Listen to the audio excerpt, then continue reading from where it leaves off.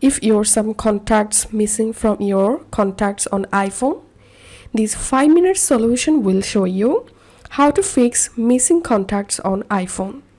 Just follow these simple steps to fix this problem. Go to your iPhone settings, tap on your name, tap on iCloud,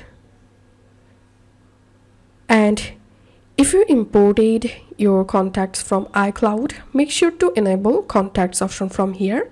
Tap on merge, and if it's already enabled, disable it and enable, and then check the problem if fixed or not. And the second solution is, if you imported your contacts from other accounts like Gmail or Outlook, then scroll down and tap on contacts, tap on accounts, tap on your desired account, and make sure to enable contacts option from here, and then hope you will get back your missing contacts on your iPhone.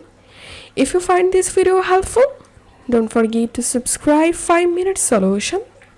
See you in the next video.